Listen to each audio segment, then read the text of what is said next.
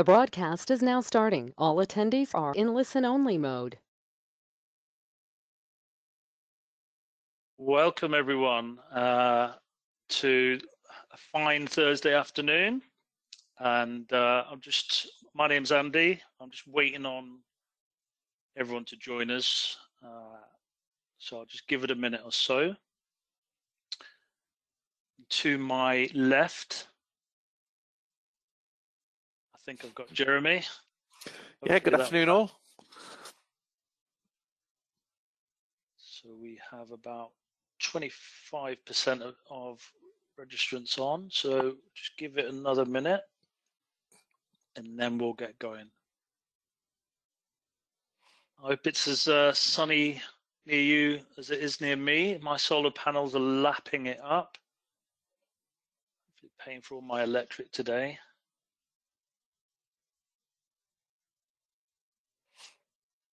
All right.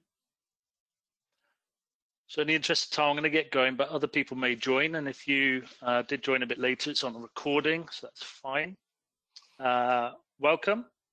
My name's Andy Johnston. I'm the head of training for IT governance, and Jeremy to my left here is one of the lead instructors. Welcome, Jeremy. Good afternoon. Thank you for having me, Andrew. It's always my pleasure, Jeremy.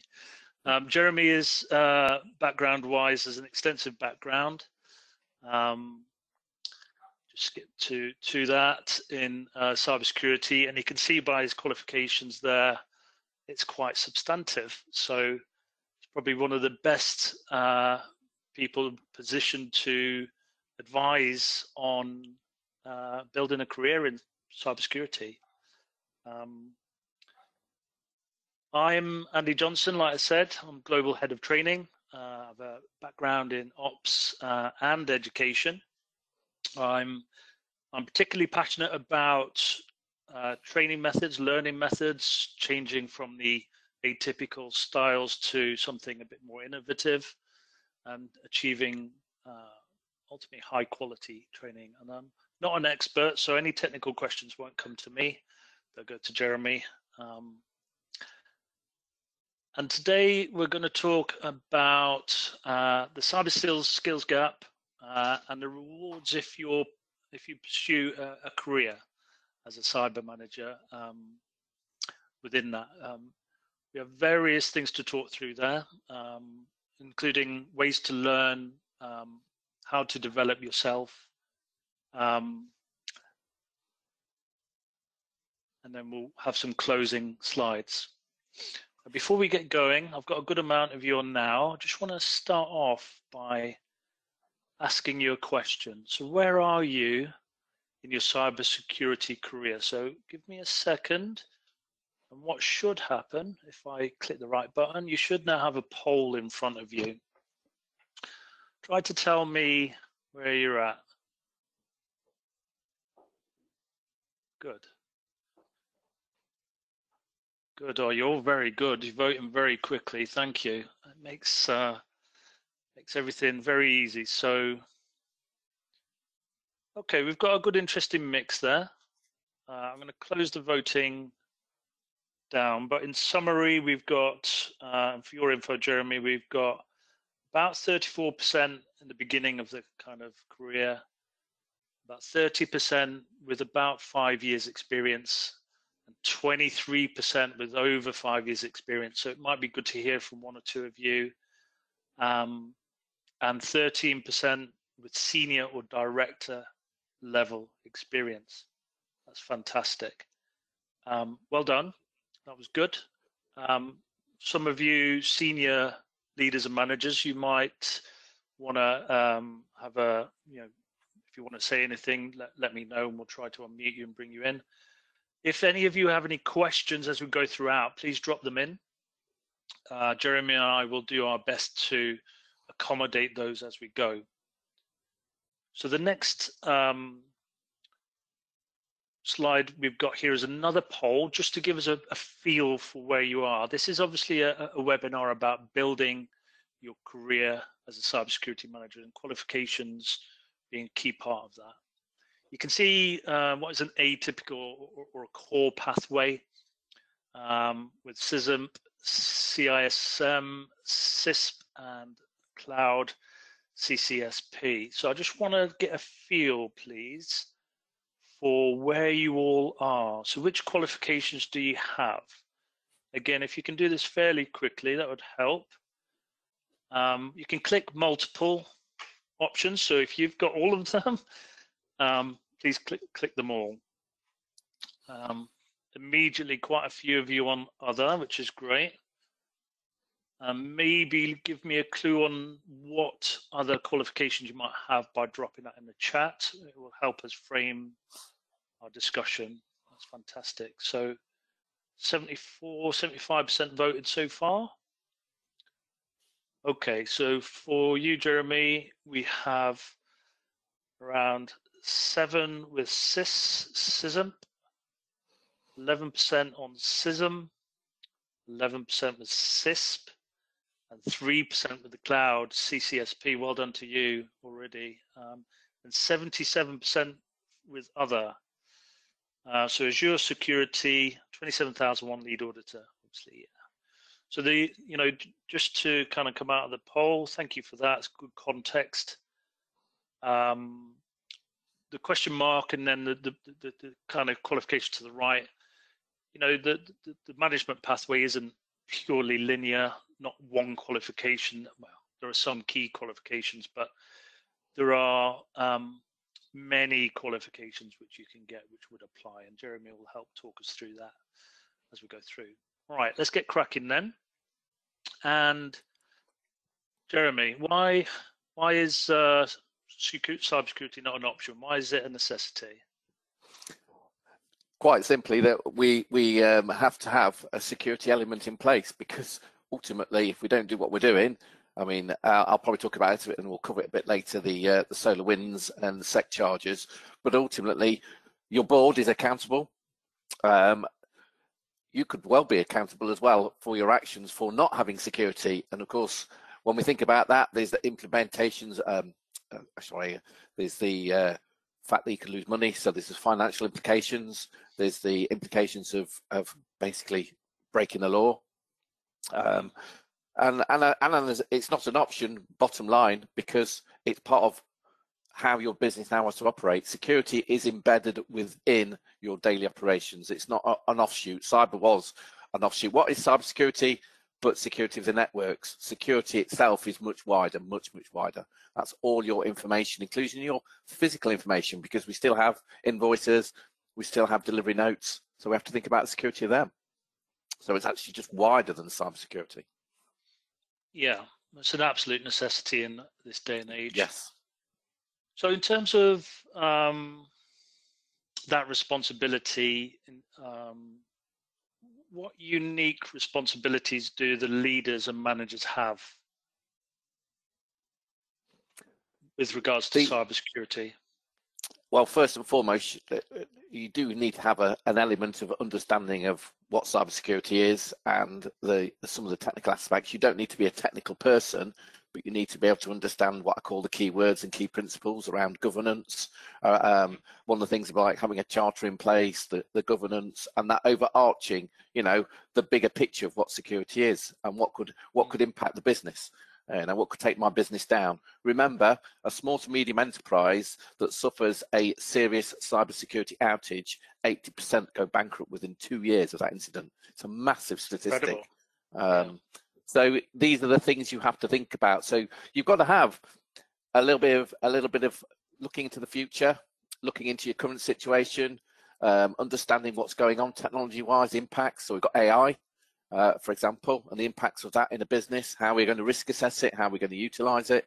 There's businesses that banned it carte blanche for the moment. Some businesses have embraced it. You may have seen in the news today in Russia, their AI has been able to create some naked pictures of Putin. Who would want to see those? I don't know, but so straight away the Kremlin jumping up and down saying, well, you must make sure this AI can't create these sort of pictures. It created the Russian flag with the wrong color.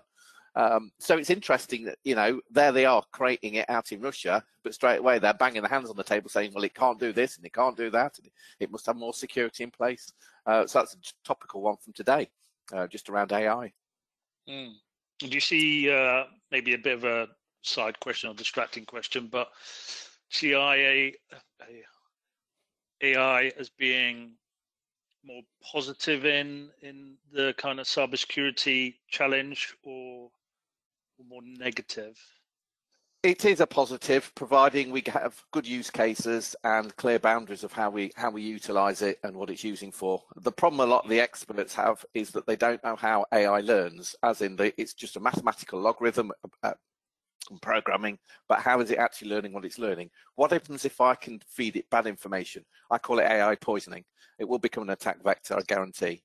So I can teach you to do bad things. You can already go onto the dark web and buy a version of ChatGPT that basically splashes out phishing emails and does a phishing campaign for you.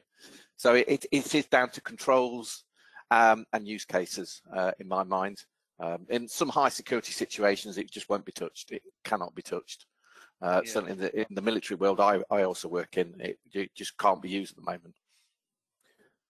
Fair enough. Right. So this is a good little segue into skills gap. So globally, there's a clear shortage of cyber skills, especially in leadership and management, in some engineering roles. Therefore, we are seeing teams that are under-skilled or understaffed. The gap will grow, and obviously, therefore, we will see increasing demand for people with good skills, good experience. Hence why, we're talking today about it. So skills-wise, Jeremy, and looking on the next slide, key skills for developing. Definitely. I mean, there's two parts, because a leader is something we've all got within us. It just has to be developed and built up. So some of these aren't direct leadership. I mean, the two key things, funny enough, I'll go back to my time at Sandhurst. I went through Sandhurst many years ago now. And the two things I got from that course was lead from the front and never expect somebody to do something you wouldn't do yourself. So they're two leadership mantras.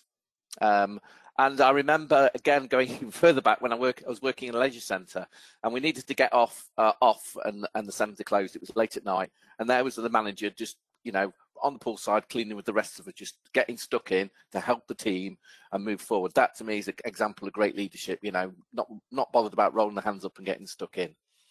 And then within those, because a leader needs to be able to communicate well. If you can't communicate to your team at the right level and understand your team, very important. Massive part of security is critical thinking. Constant part of security is critical thinking and problem solving. Your team is just as important. You're only as strong as the team you lead.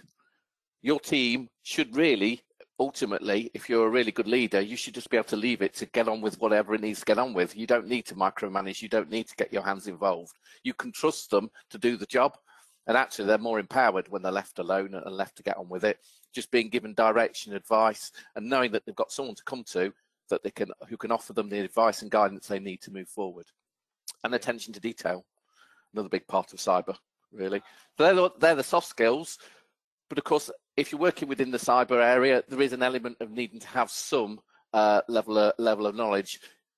Certainly when we're thinking about the more technical side. I'm currently a security architect, so I don't have a team to lead. However, I have to work with cyber engineers. I have to work with other people to obviously integrate those ideas. So I have to understand all of these technologies, but then be able to explain them in a way that people can understand. And that's a hidden part of cyber leadership. I call it stakeholder management. Being able to break down complex subjects so that they can understand it, because not everyone understands technology, and you can have some highly technical people, but they just can't communicate. So they're the top skills I see really that you need as a leader to be good as a leader. As I said, you respect your team, and your team will respect you, because also respect is a two-way street. When I was a classroom teacher, it was the same thing, even with 16 to 19-year-olds. I can't expect them to respect me if I don't respect them. That's another key key point I'd pull out for leadership. Thank you. I think just to summarize, soft skills are increasingly sought after. So whilst developing technical skills or deeper kind of knowledge on subject matter,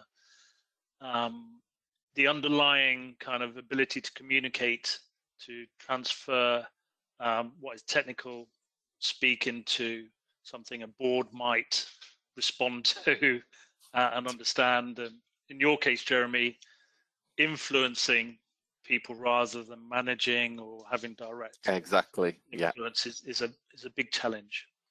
Now, some of the key kind of topics you can see at the top: cloud computing becoming massively more popular or needed. Data protection, especially in certain regions or countries in the world, but UK and EU in particular. And instant response is a key aspect, of how are you going to deal with things when it happens. So these are key areas to think about developing your learning, and there are various ways to do that. Various rewards. So we'll talk about the rewards first, and then we'll go on to the what could you do and the how.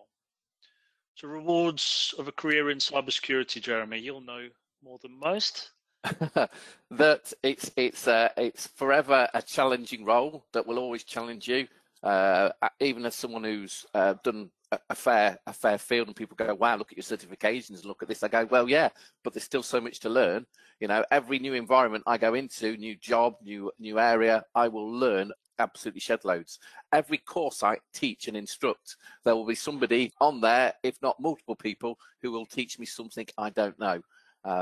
It's quite a small world. I'm finding that I'm starting to bump into people that I first bumped into at the beginning of my career.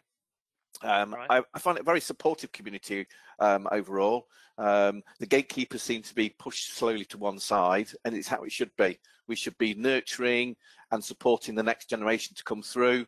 We should ensure that what we're doing is for the greater good. There's a massive ethics around this. I'm very strong in ethics, partly because again, one of my side roles is I'm a police officer. I've been a volunteer police officer for many years, so ethics is a big thing to me. Very, very important. That we operate ethically, we put things in ethically, and the people around that I work with are ethical as well about what they do. I think cyber is just one of those careers where if you love it, you'll just be in it for the rest of your life, as I will be. And it's those challenges, those changing landscapes. Sometimes it can be overwhelming. I totally agree with that. Every new role I've started, I felt a little overwhelmed at the start, and then bedded in. Especially when you're reaching with new systems and new technology. But it's just the whole career path, and very, very fast moving as well. If you want to move quickly up the ladder, you can do that, most certainly. The caveat to that, I say, is don't move so quickly that you don't have the foundational learning underneath you, because you can move too quick. There's a trade-off there. Absolutely. So I guess what we're saying is there's, tallied with the huge global cyber skills gap, and therefore demand for these kind of skills. There's a good amount of scope for rapid progression. Try keep it less rapid that you can't keep pace. Yeah, definitely. Tallied with that comes maybe some job satisfaction and increasing benefits, salary benefits, maybe a good pension if you get in the right business. So as you grow, you can expect to maybe go into bigger jobs, bigger companies, higher earnings. And as you go along, ideally, gain respected qualifications. And then earn enough to have a good, nice holiday each year. If you like me, I like my holidays. Had a visit to Croatia this year, which was nice. So on to more important things rather than my holidaying. So what is a cybersecurity manager, Jeremy?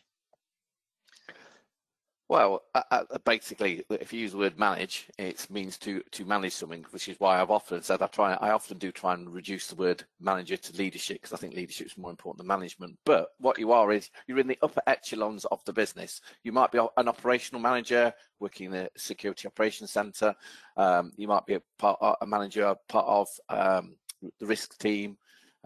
You can be different types of managers in so many different areas within cybersecurity. That's the great thing about it as well. I class myself as a cyber generalist because I've worked in the SOCs, I've worked in risk management, now I'm working in architecture. So I've been able to have a nice career across a broad spectrum. And that's the other joy about management within cybersecurity. You can do the same there. You can have your own pathway. At one point, I was thinking about going towards CISO, but I have to admit, I'm just not really interested in that now. Again, as you find your pathway through, you might change. But you can take on greater responsibilities, or you can plateau in a technical area. I know people that do not want to go into leadership or management. They're happy being the go-to person for the technology, and they'll sit there as well. And that's the other part about it. We are talking about management, but it doesn't mean that you have to constantly move up the ladder to get all the rewards. You can move across and into a more technical area and become, as I said, the person in the know for cryptography, for example. Specialist. Yeah, a specialist. So that's another part to put into this as well. You still have some leadership within there because you don't have a team to directly manage. I haven't managed a team really within cyber. I've managed a team within the RAF and managed a team within the police. But in terms of cyber, I'm an influencer. A very good comment from you, Andrew. I influence those around me to do best practice, take on new ideas, try and inspire them and support them. Especially when I was working for Vodafone, supporting Vodacom in Africa. I had 7 African countries to support. Very, very much important part of leadership there.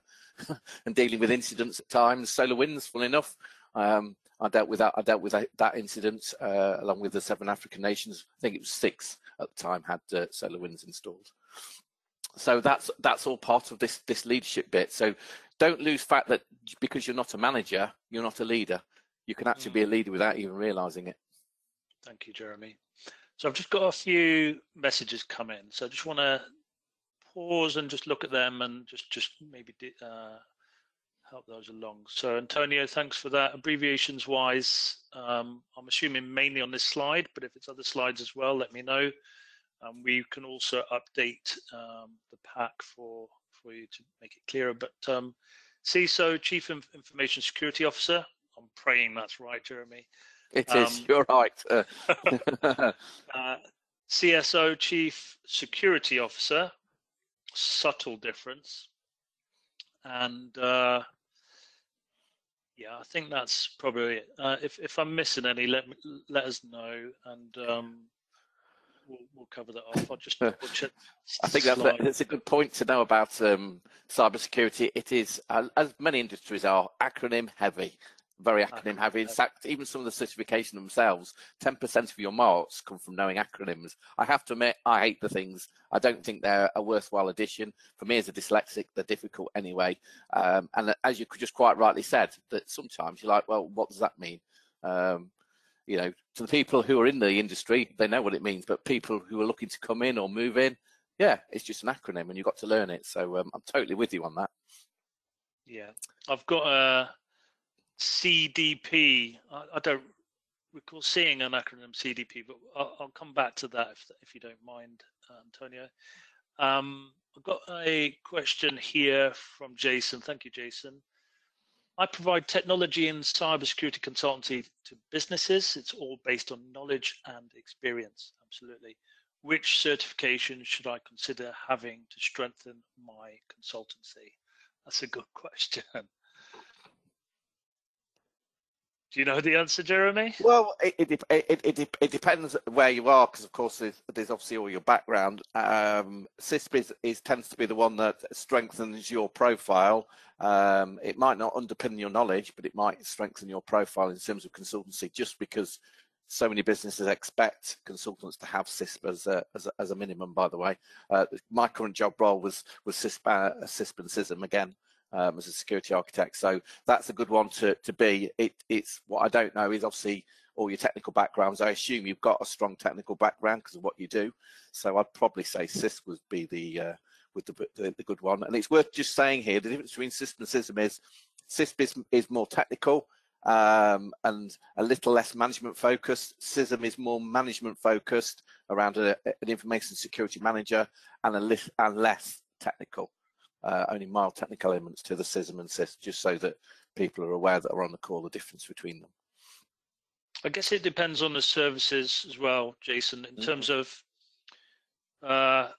qualifications which are useful in providing consultancy into businesses are things like ISO 27001, either implementation or auditing or both, because that provides the ability to create the solution or part of a solution to reducing the risk from breaches of information security.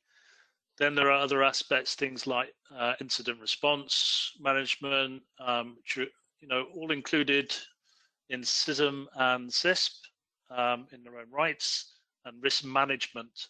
So we'll talk about a bit more about some of those qualifications, but it really might depend, like Jeremy said, on what you're doing and what your baseline is. I'm just going to go back to one slide. CPD,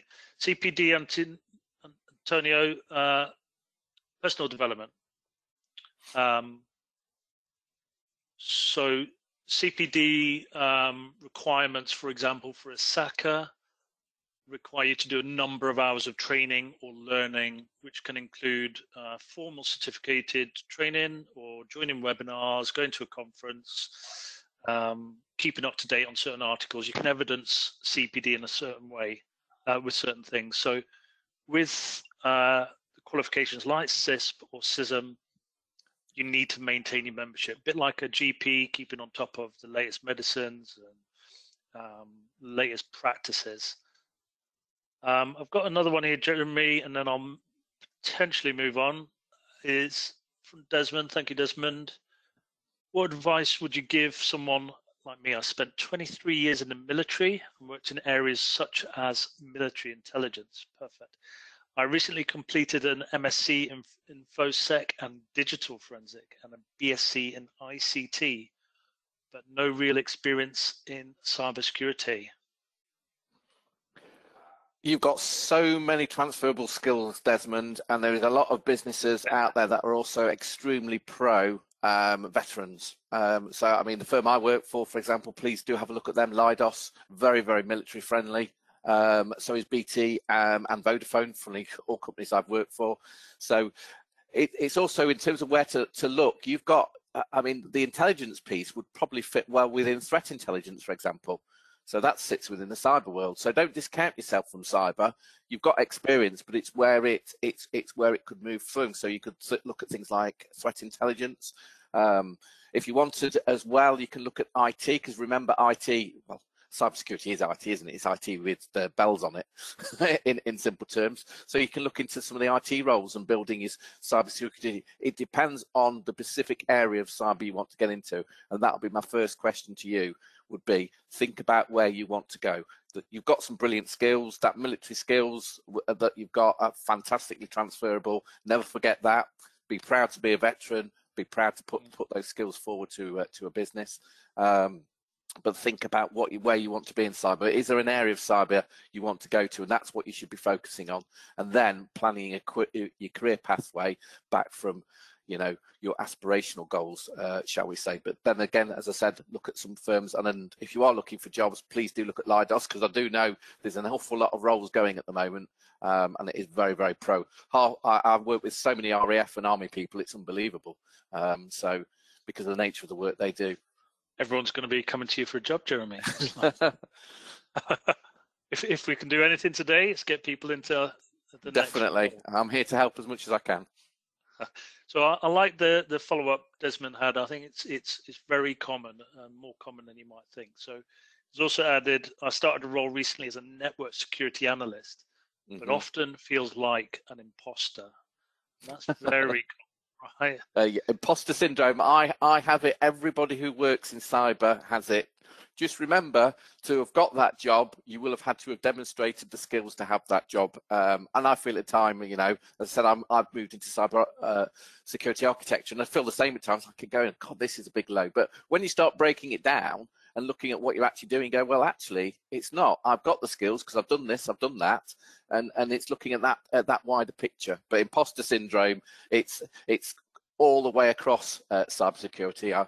I know people top of the business, CISOs, as I said, you know, across the cloud people, and they all say the same. I feel like I'm an imposter. So it's not just at entry level, by the way, people say that. I've heard it from people even in the C-suite, you know, CTOs I've heard say that as well. So there you go. It's perfectly normal, but focus on what the skills you've got, and then build the ones that you think you need. Exactly. I did have something in my mind there about it was really valuable and it's gone somewhere. It'll come back. Yeah. I think in terms of as you progress through your career, it's important to maintain a network of like-minded people, network of similar kind of roles. You can get into your various groups and create a network where you may get peer support. You know, one of the challenges with growing you know, the cyber workforce globally is the pace at which we do it. And Jeremy alluded to having enough time to gain like fundamental skills and experience. So some of it is about that, but you know, having good training, but then other ways of learning, which we're going to introduce in a minute, so that will help you. We have a little resource pack which will help you a bit. So I'm just going to answer a couple more questions and we'll move on. Otherwise, we'll run out of time. Got lots of questions. Yeah. Antonio, all training are in English, yes. And in the Netherlands, as long as you can speak English, we'll, you know, there's training there. IT governance deliver training, accessible online or in self-paced. Okay, we'll take one more question here, and then we'll move on. So, Mohammed, work on an IT service desk, and I would like to move into cybersecurity. Good on you. Can you please guide where I start from, which is the basic certification to start with, and what is the pathway to be followed? So that's a good question. Brilliant one. As we're going to segue into that. So let's just hold that a sec, Mohammed. We'll talk about that in a sec. So 3 elements to building a career. Good qualifications. We've talked about that. Good experience, allow time to gain that, and maybe lean on those who also have experience to help, and maintaining your knowledge through, you know, news feeds, posts, like I said, the peer groups, and useful blog areas and stuff like that. So we're going to show you some of those in a second. IT governance, by the way, have brilliant information in the resource areas, so it's a great way to just stay up to date for free. Jeremy, anything more to say on this? The only thing I'll add in as well with knowledge, because I always say it, because again, I know we've got people who are a bit more technical on here. If you've not heard of a platform called TryHackMe, check it out. It's an absolutely brilliant way to get some hands-on practical experience alongside theory. Because remember, a lot of implementing tools or working with solutions is hands-on. Therefore, that practical side, those of you that want to go to the more technical side, is paramount, and TryHackMe is a brilliant platform. You can try it for free, so you don't have to sign up and pay for anything, and see how you get on with it, and then build it from there. I've been using it for two years. I include it in my deliveries as well. I've included it in my deliveries with CISP.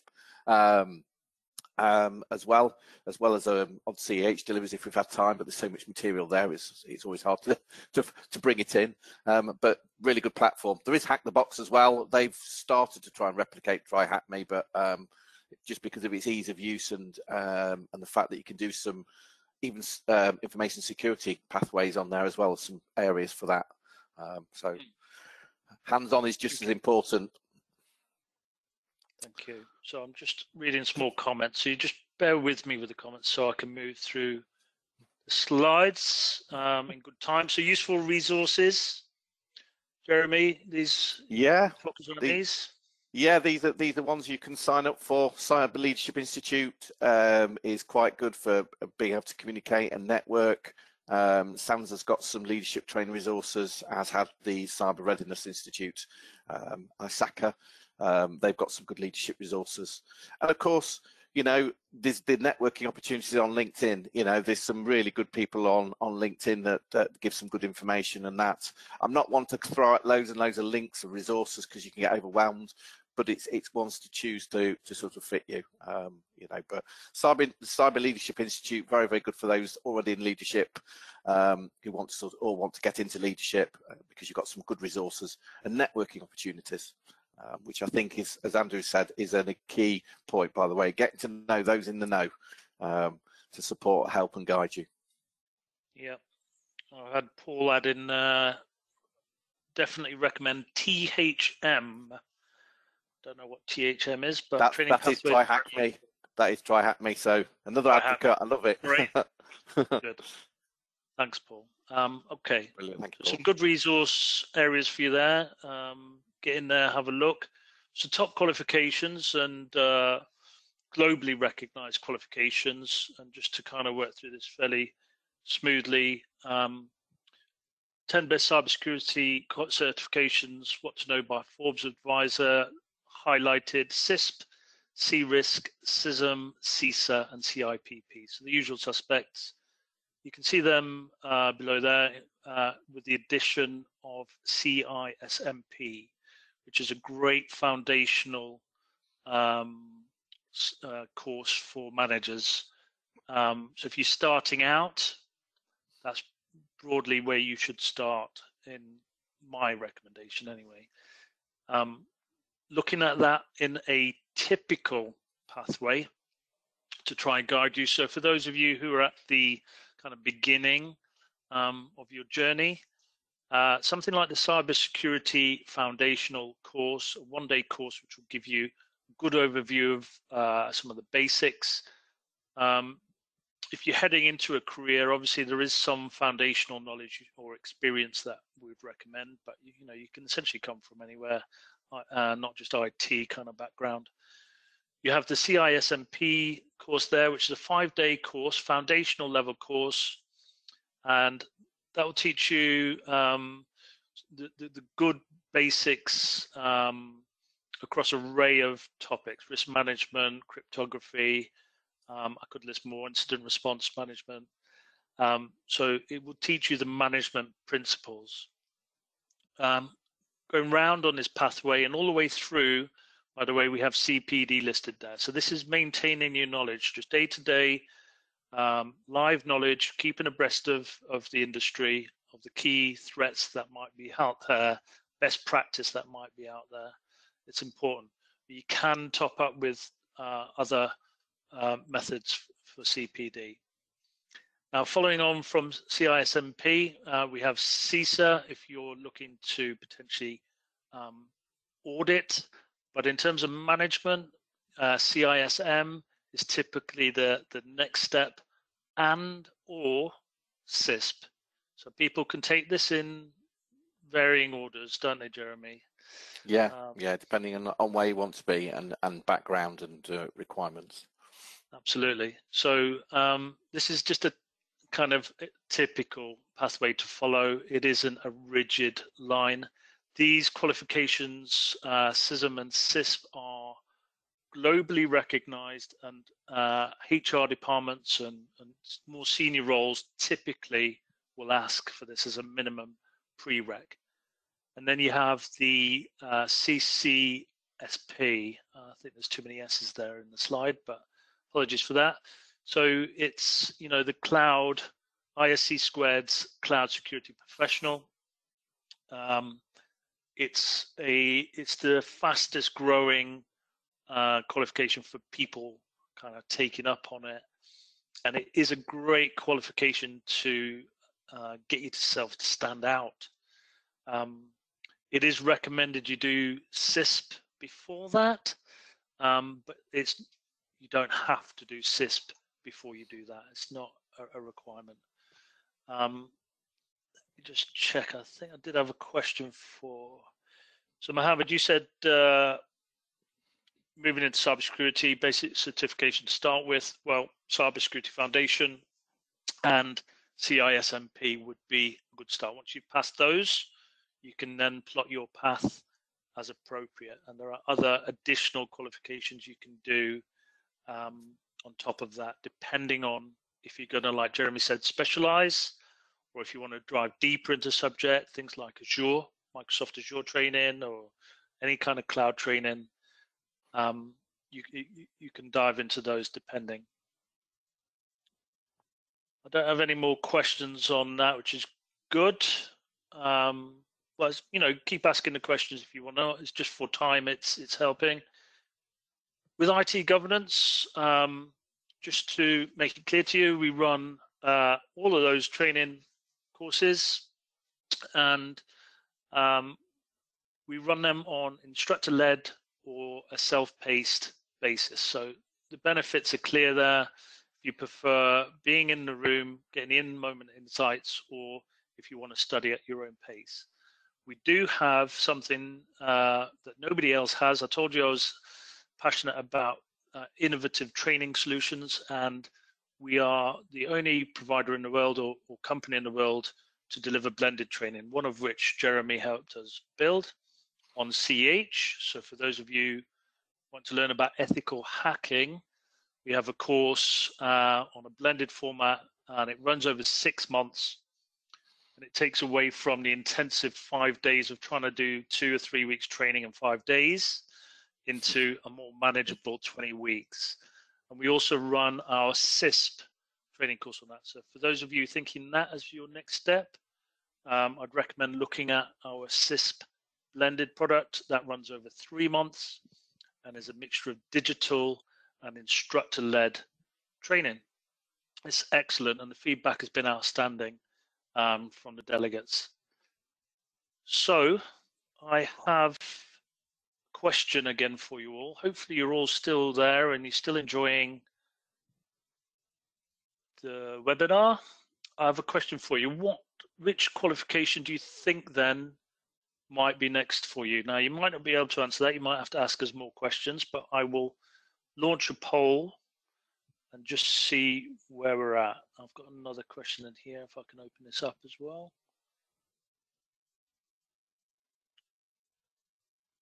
So Jeremy, while everyone's doing the poll, we've got Honey here saying, good morning, someone who wants to do just do network administration, but not what most usually think of cybersecurity, such as hacking or SOC, etc. What type of training pathway to build experience would one take besides typical certs like CompTIA, Microsoft, and Azure?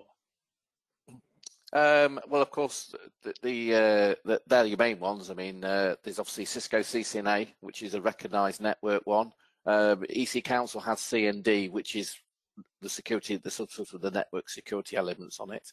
Again, back to, you can start going and have a play on TryHackMe. There's lots of networking rooms on there to learn the basics around networking and networking services. It depends again where you're starting at. I mean, you know, you said the obvious is CompTIA A+, Network Plus. That's been standard fare for many, many years. Cisco got some very, very good ones, like I said, CCNA. Again, it's where you're starting from. If you're already in the role, what you're trying to do now basically is build your skills, and it's sort of thinking about where you want to take those skills, I suppose, and build on them. But there is quite a lot out there, but if it's specialist networking, Cisco is the best bet. Also, there is Fortinet.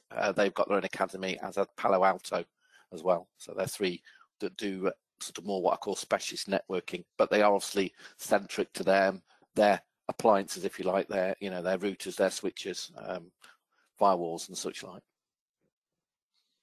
Okay, and Antonio says, do you have to be very technical to get these certifications? I guess the ones we're showing on the slide. If you start with Cybersecurity Foundation, that's a one-day course. That's not that technical, and nor is CISM. That's not a technical course. CISM P is not designed to be technical. It's the exam that's got a little bit more technical, not the content. So, you know, when I say CISP is more technical, without a doubt, and so is CCSP, for example. So if you look at some of the others, you could do the foundation course, which gives you good grounding, CISM-P, and then CISM. That takes you down a much less technical route, having delivered all three of those.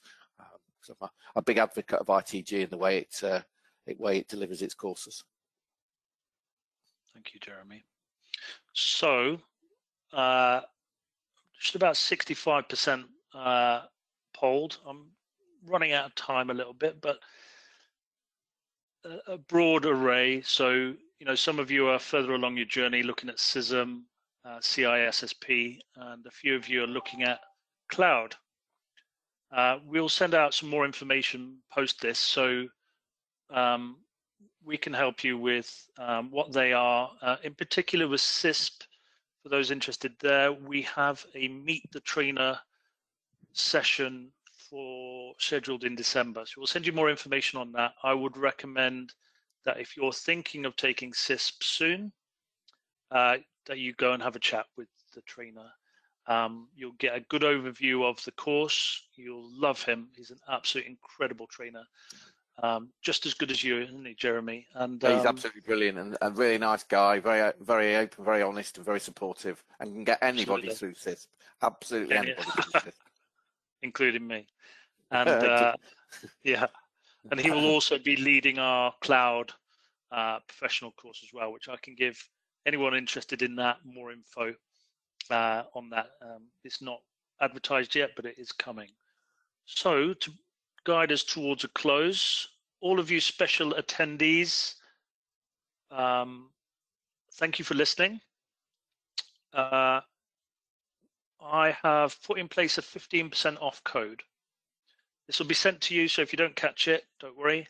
It is specifically for you, cannot be shared. We have locked that down. So if you have some direction on your next step, have a think. If you need to talk to us, we'll send you a link to talk to one of our training experts, but you will get 15% off your next course if it's booked before the end of November. And the next delivery dates, if you're in a rush, are listed there, but we have a 4-month schedule, so bear that in mind.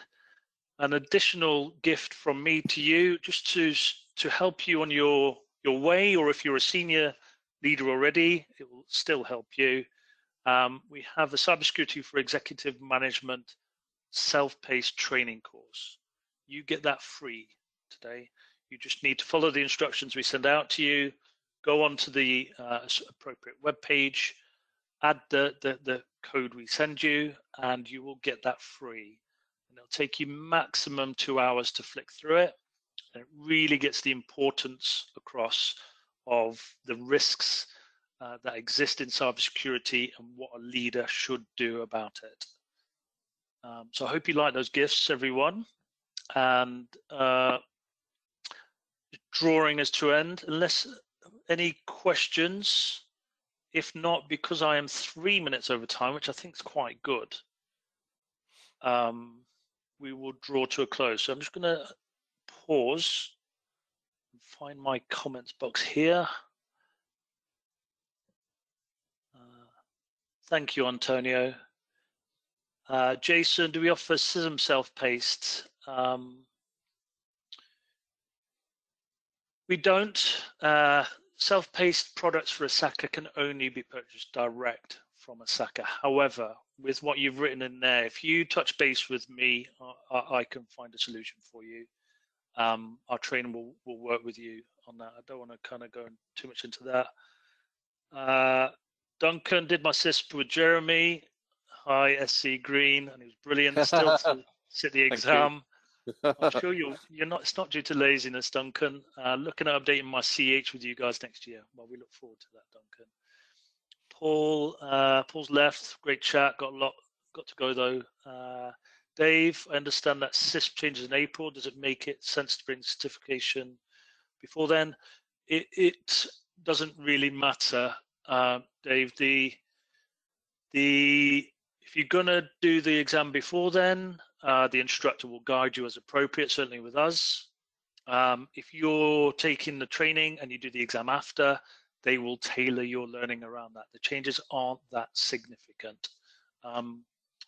Especially if you do the CISP course in January, I'd recommend you jump on that, because Jeff will teach you everything you need to know, and has a very high pass rate. So Jeff and I were talking about that today. So it's not something to worry about. And with the CISP blended, you'll have one-to-ones. As a key part of that product, you'll have 4 one-to-ones. So you'll be guided throughout when the best time to take your exam is, specifically what tactics to have. Bern, thank you. Very useful to get you thinking. Thomas, great order. Thank you. Alan, as an IT manager, many years IT experience, still very unsure which course to go with. Do you have any pointers? Give us a call, Alan. We'll send a link out, talk to one of the experts, and we'll get in more detail. It's a bit hard on a webinar to kind of guide it. Like Jeremy says, there are the potentially nuances and specifics which we need to deal with. So give us a call. If you want to talk to me, I'll be available to you. Lots of thank yous. Thanks for everyone. And Antonio, our instructor-led trainers in the UK. Instructor-led training is delivered live online, and it can be we deliver globally. So again, if you touch base with one of our training experts, they will find what product is most suitable and how best to take it. We have the widest range of ways to take training in the world, just flat out guaranteed. More thanks. So I'm getting more thanks now. Antonio, you've contributed a lot. On that note, Wonderful. and only 6 minutes over time, I'm going to bid you all a lovely day. Thank you ever so much. No, thank you. Thank you. Great audience. And please join us on one of our courses at some Absolutely. point. I'd love to have you. Yeah. On that note, farewell, everyone. Have a good day. Take care. Bye-bye. Cheers. Goodbye.